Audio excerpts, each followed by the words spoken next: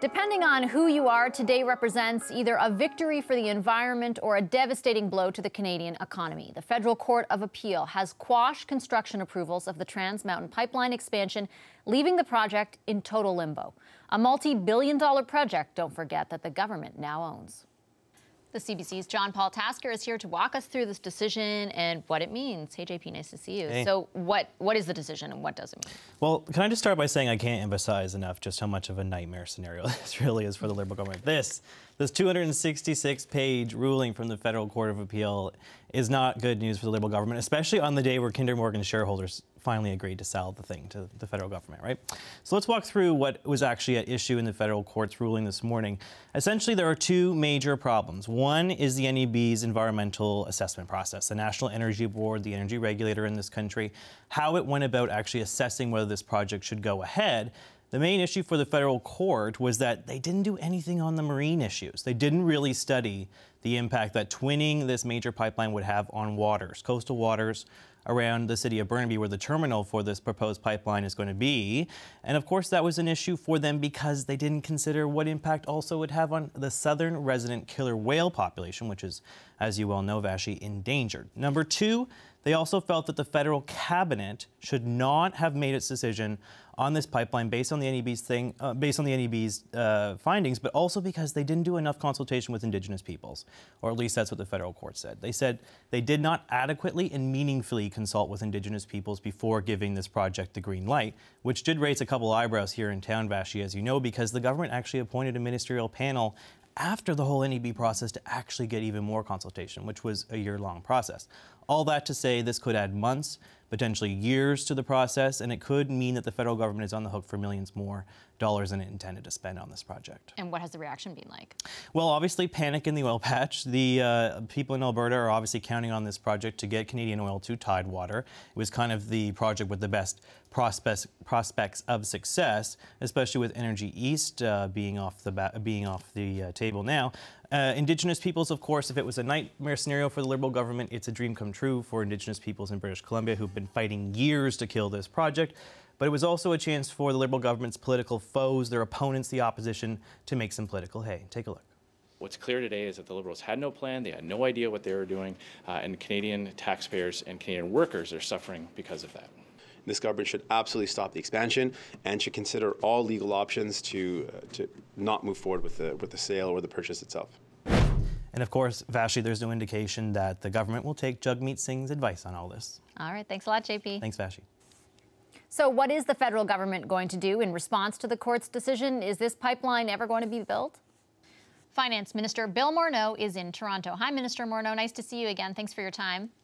Hi, Vashi. Good to be on your show. Minister, are you going to appeal the court's decision? First of all, I guess what I can say is that we continue to be very supportive and want to make sure that this project gets done. We do have to actually get through the 275-page document. And as we do that, we'll get to our conclusions. But right now, we're doing our analysis, and we'll have next steps in the pretty near future. On the face of it, do you agree with the court's findings, though, that you failed to meaningfully consult with Indigenous people? I think it's important to put it in context. We inherited a process from the Harper Conservatives that was flawed. We put in place a process that was intended to meaningfully engage with Indigenous Canadians. I think the appeal decision said that, in fact, the process was a good one. What we do now have to do is to make sure that we've actually done that engagement effectively, but it requires us analyzing the decision. We're going to make sure this project goes forward, but we're going to make sure it goes forward with engagement with Indigenous peoples and with assurance that the environmental protections are absolutely best in class, and of course we believe they are. If you inherited such a flawed system, a flawed process, why did you approve the pipeline? In fact, what we said that we needed to do was put in place a process that made sense, which we did. What we're going to have to deal with now is look at this decision to make sure that we properly have that engagement going forward. We recognize that in order to get this done, we needed to deal with the political risk, and that was really our decision to move forward, was recognizing there was political risk that that a private sector actor couldn't deal with. And to get it done, to create what we know is the advantage for our economy and for getting to international markets, we need to get this project done. The federal government has a role. This decision, it comments on the NEB process, but it specifically deals with the process that process that you're saying. You're saying that the Harper government's process was flawed. You added a layer, but this decision by the court is saying that the layer that you added did not meaningfully engage with Indigenous people, right? That there was not two-way meaningful exchange there. I think, Vashi, I'm not going to be able to give you detailed commentary on the decision. As I said, it's more than 275 pages. We do need to do our analysis. What I can confirm is we believe this project needs to go forward. If there wasn't an indication that we needed to go to international markets on a week like this week, we'll never have one. I mean, we see the necessity to diversify our markets, to get our resources to international markets, not just to the U.S. market. That's what we're working towards.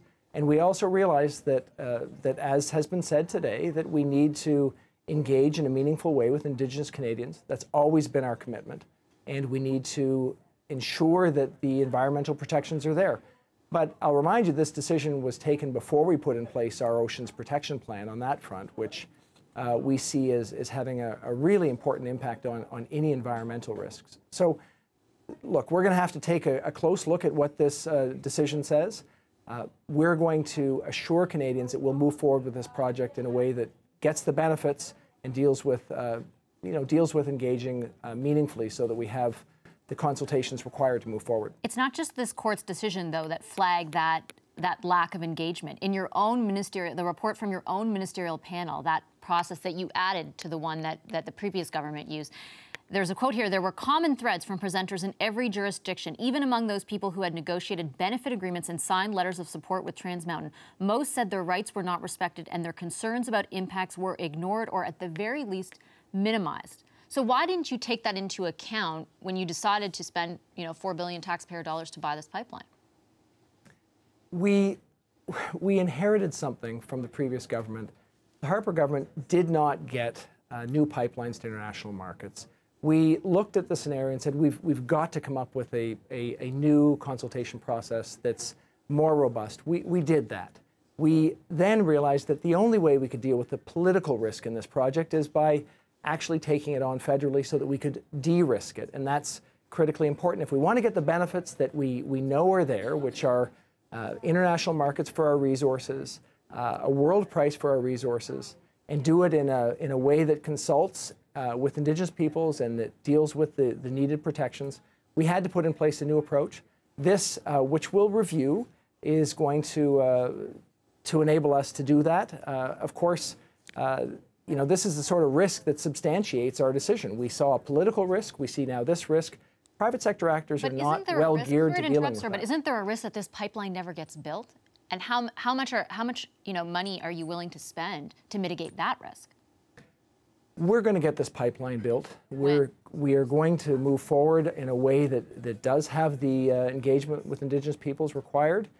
We've got to go through and understand how we can assure that and figure out our next course. We've already dealt with what we see as the important environmental protections. We're going to move forward. The government's able to take on this project in a way that deals with those risks so that we can get the project done. I think had we not purchased it, of course, those challenges might have been insurmountable for a private sector actor. But from our perspective, it's important, it's in the national interest, and we are committed to getting it done. Is the government, though, not in a position of conflict now if this pipeline expansion comes back on Cabinet's table to see if it should be approved again? You're the owner of the pipeline that you'll now be considering whether to approve or not. There will be an arm's length process, as we've had previously, and we will rigorously ensure that that's the case. We are of the view that the way we move forward on this is to have meaningful and engaged discussions with Indigenous Canadians. We need to look at what the challenges are in that regard from the decision, and we will do that. But what is arm's length about owning the pipeline you then have to decide whether to approve? Vashi, there'll always be an important arm's length process that will be run through the NEB. It'll be something that's separate from the ownership responsibility, which of course comes through Department of Finance. We're going to need to take a look at this decision to make sure that we come up with the right approach to dealing with it. Minister, when will construction start on this then? Well, we will have an update for you on that as we consider this decision. You know where we were at yesterday. We had moved forward on that next step. As we analyze this current decision, we'll be able to get back to you. Our approach will be to respond promptly, as the court asked us to do, and they gave us some direction on how we could do that in a way that would be time effective. We'll certainly be looking at that in order to make sure the project goes ahead on a timely basis as well. Thanks, Minister. Appreciate your time. Okay, thank you.